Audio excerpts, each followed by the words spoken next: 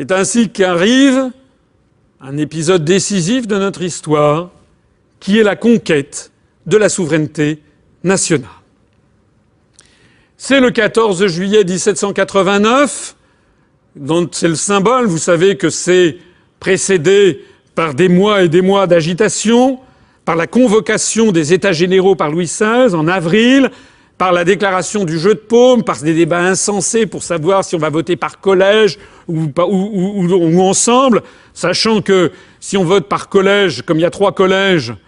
et il y a les nobles et le clergé et le tiers-état, les nobles et le clergé auront toujours 2 voix sur 3, donc seront toujours majoritaires, alors que si on vote tous ensemble, on va voter aux voix, et comme le tiers-état est 2 fois plus peuplé, a 2 fois plus de représentants que chacun des autres, ils sont à égalité, et comme il y a des membres du clergé et des membres de l'aristocratie qui font des alliances avec le tiers-état, ça veut dire que le tiers-état va l'emporter.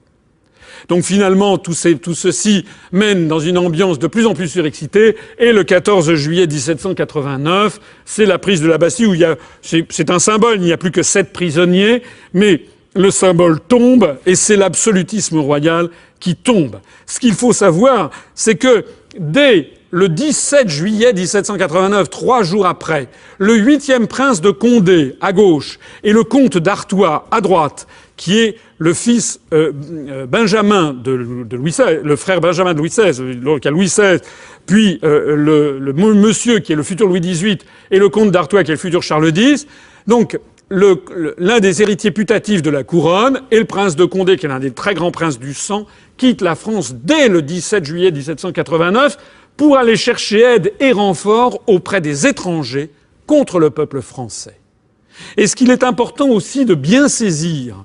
c'est une remarque que je crois fondamentale. C'est qu'en juillet 1789, si le peuple français avait attendu le soutien et la révolte concomitante des autres peuples d'Europe,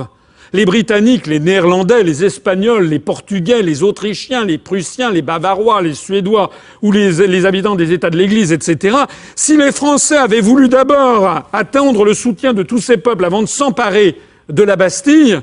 et que croyez-vous qu'il se serait passé? Il se serait passé rien du tout. La Bastille n'aurait jamais été prise, elle serait peut-être encore là de nos jours. Je le dis parce que combien j'entends de gens qui disent « Ah, il faut sortir de l'euro, mais à condition que ce soit avec les Grecs, les Portugais, mais on pourra attendre jusqu'à la Saint-Glinglin. »